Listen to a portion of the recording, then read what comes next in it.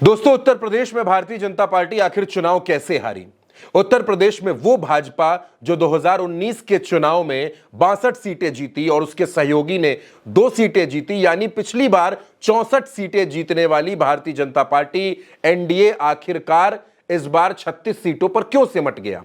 इसके लिए 4 जून के बाद से लगातार भारतीय जनता पार्टी मंथन कर रही थी, बैठक कर रही थी, रिपोर्ट्स बनाई जा रही थी, अलग अलग लोकसभा सीटों पर नेताओं को भेजा गया और यह कहा गया कि पता करिए कि आखिर वो कौन सी वजह है जिसकी वजह से बीजेपी चुनाव हार गई।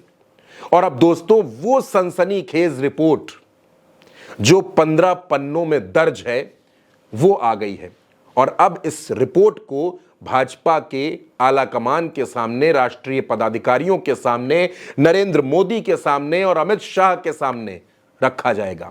इस समीक्षा रिपोर्ट के बाद यह तय होगा कि उत्तर प्रदेश में कार्रवाई किन किन लोगों पर होगी। लेकिन इस समीक्षा रिपोर्ट में दोस्तों जो 12 पॉइंट दर्ज हैं वो बेहद चौंकाने वाले हैं। हम आपको सबसे पहले बताते हैं कि इस रिपोर्ट में क्या कुछ है, यह रिपोर्ट कैसे तैयार की गई। दोस्तों, 15 पेज की इस रिपोर्ट में हार के 12 कारण बताए गए हैं, यानी 12 वो वजह हैं जिनकी वजह से उत्तर प्रदेश में भाजपा का प्रदर्शन बेहद खराब रहा। अगर उत्तर प्रदेश में भाजपा अपना सबसे अच्छा प्रदर्शन कर लेती या 2019 के प्रदर्शन को ही दोहरा देती तो भारतीय जनता पार्टी बहुमत के आंकड़े को छू भी सकती थी, लेकिन बीजेपी 240 पर सिमट गई।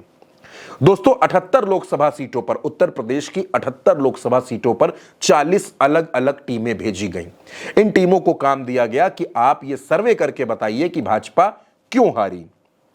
हर लोकसभा सीट पर तकरीबन 500 से 600 कार्यकर्ताओं से बात की गई, यानी मोटे तौर पर 40 से 42 हजार जमीनी कार्यकर्ताओं से रिपोर्ट मांगी गई। उनसे पूछा गया कि भाजपा क्यों हारी। रिपोर्ट में यह बात भी साफ तौर पर लिखी गई है कि अखिलेश यादव का पीडीए कार्ड उत्तर प्रदेश में हिट हो गया और भाजपा के वोट में 8% की गिरावट देखने को मिली है। 8% वोट, यानी 2019 में जो वोट मिला था उससे 8% कम वोट इस बार बीजेपी को मिला।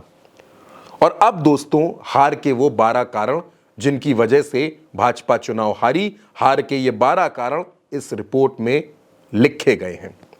पहला कारण लिखा गया है कि संविधान को लेकर बीजेपी के नेताओं ने जिस तरह से बयान दिए, उन बयानों ने भाजपा का नुकसान कर दिया और विपक्ष ये नैरेटिव बनाने में कामयाब हो गया कि अगर 400 सीटें मिल गई तो बीजेपी, नरेंद्र मोदी आरक्षण खत्म कर देंगे और संविधान बदल देंगे।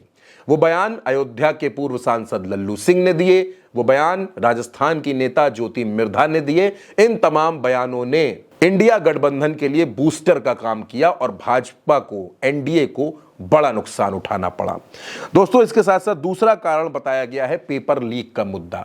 प्रतियोगी परीक्षाओं में जिस तरह से पेपर लीक हुए उसने भी उत्तर प्रदेश में खास तौर पर छात्रों को, छात्राओं को भाजपा से नाराज कर दिया और उनका वोट भाजपा के साथ नहीं गया। कन्नौज के पूर्व सांसद सुब्रत पाठक भी इस बात की तरफ इशारा कर चुके हैं कि पेपर लीक होने की वजह से हार मिली है। दोस्तों, तीसरा मुद्दा इसमें रखा गया है सरकारी विभागों में संविदा पर नौकरी और आउटसोर्सिंग का मुद्दा। यह भी उत्तर प्रदेश में एक बड़ा मुद्दा रहा। और चौथी बात जो इसमें लिखी गई है वो ये कि बीजेपी के कार्यकर्ताओं में, बीजेपी के नेताओं में सरकारी अधिकारियों के प्रति नाराजगी थी, गुस्सा था। इस वजह से उनका गुस्सा भी हार में बदल गया। दोस्तों, अगले कारण की बात करते हैं कि सरकारी अधिकारियों ने भाजपा के कार्यकर्ताओं का कोई सहयोग नहीं किया। इसकी वजह से निचले स्तर पर काफी विरोध देखने को मिला और कार्यकर्ताओं ने जो वजह बताई वो एक वजह यह भी बताई कि टिकट बांटने में बहुत ज्यादा जल्दबाजी की गई। जिलों से जो पैनल बना करके प्रदेश को भेजा गया और प्रदेश से राष्ट्रीय स्तर पर यानी दिल्ली में भेजा गया, उसमें इतनी जल्दबाजी की गई कि पैनल के नामों पर विचार भी नहीं किया गया और प्रत्याशी अपनी तरफ से थोप दिए गए। संघ भी इस बात की तरफ इशारा कर चुका है कि अगर उत्तर प्रदेश में बड़े पैमाने पर टिकट काटे जाते, प्रत्याशी बदले जाते तो नतीजा कुछ दूसरा हो सकता था। बाकी जो कारण इस रिपोर्ट में बताए गए हैं उसमें यह कि राज्य में जो अधिकारी हैं, जो कर्मचारी हैं, तमाम विभाग हैं, थाने हैं, तहसील हैं, उसमें सुनवाई नहीं हो रही और इसको लेकर भी गुस्सा है। अगर भाजपा का कोई कार्यकर्ता किसी मामले में पैरवी भी करता है तो भी अधिकारी उसकी बात को नहीं सुन रहे। और एक सबसे अहम कारण इस रिपोर्ट में कि उत्तर प्रदेश के क्षत्रिय मतदाता यानी ठाकुर वोटर्स भाजपा से दूर चले गए और उनके दूर जाने का नुकसान बीजेपी को उठाना पड़ा। एक कारण यह बताया जा रहा है कि गैर यादव ओबीसी और गैर जाटव एससी इन वर्गों का भी बड़ा वोट इंडिया गठबंधन के साथ गया, अखिलेश यादव के साथ गया। और अगर गैर ओबीसी जो आप गैर यादव ओबीसी को अगर आप थोड़ा सा और समझने की कोशिश करेंगे तो उसमें भी कुर्मी, कुशवाहा, शाक्य इन वोटर्स में बड़ा बिखराव देखने को मिला। बहुजन समाज पार्टी जिस पर बीजेपी को बड़ा विश्वास था कि वो मुस्लिम वोट काट लेगी और समाजवादी पार्टी पिछड़ जाएगी, चुनाव नहीं जीत सकेगी, ये नैरेटिव भी फेल हो गया। बीएसपी के मुस्लिम प्रत्याशी वोट काटने में कामयाब नहीं हुए। इसका उल्टा हुआ कि बीएसपी ने जिन सीटों पर सवर्ण प्रत्याशियों को टिकट दिया था उन्होंने बीजेपी का ही नुकसान कर दिया और बीजेपी के वोट में सेंधमारी कर दी।